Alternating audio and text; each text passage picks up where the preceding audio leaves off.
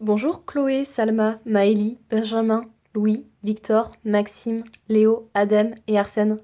Et oui, c'est votre maîtresse.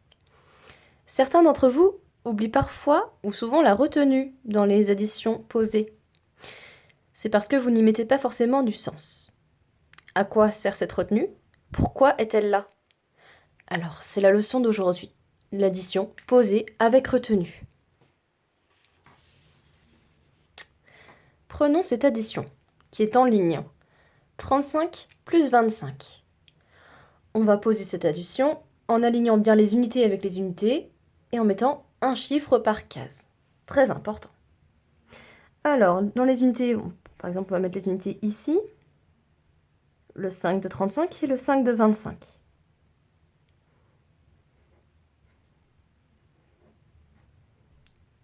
Dans la colonne des dizaines, je mets les dizaines 3 et 2. J'aurais pu écrire directement 35 et 25, puisque c'est les données que nous avons. 35 plus 25. Peu importe, il faut juste se souvenir que on met bien les unités au-dessus des unités et les dizaines au-dessus des dizaines.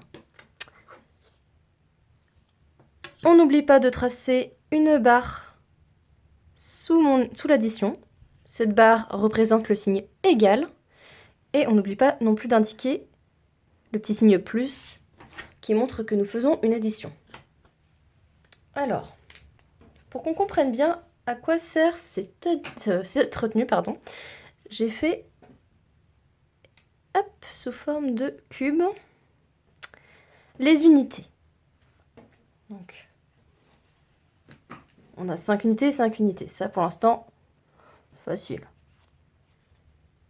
Là, on aura 2 unités, 2 dizaines, et là, 3 dizaines. Hop, comme ceci. Eh bien, on additionne d'abord les unités. 5 unités plus 5 unités. 5 plus 5, on sait tous que ça fait 10. C'est pour ça qu'on peut remplacer ces 10 unités par une barre de 10 supplémentaire. D'où la retenue. Le 1 qu'on met en haut, qu'on entoure souvent, correspond à la dizaine que j'ai obtenue en faisant 5 unités plus 5 unités. Donc ça fait une dizaine supplémentaire. Mais on n'a plus d'unités, puisqu'on les a remplacées par une barre de 10, une dizaine. D'accord? On additionne maintenant les dizaines. Donc, notre nouvelle dizaine, plus 3, 4 dizaines, plus 2 dizaines, 6 dizaines. Le résultat est 60. J'ai écrit ici une nouvelle addition. 35 plus 16. Donc on peut écrire directement 35, comme vous le faites, plus 16. On aligne bien unité avec unité et dizaine avec dizaine. On trace la barre qui représente le signe égal et on additionne. Donc 5 unités et cette fois, là c'est 6 unités. 5 plus 6, ça fait combien? 5 plus 5, ça fait 10. Mais là, c'est pas 5 plus 5, c'est 5 plus 6, c'est 1 de plus. Donc ça fait pas 10, ça fait 11. On va remplacer 11 cubes, 11 unités, par une dizaine et une unité. 11, c'est bien ça. Donc j'enlève mes 11 unités. 5 et 6, ça fait 11, j'enlève. J'ai une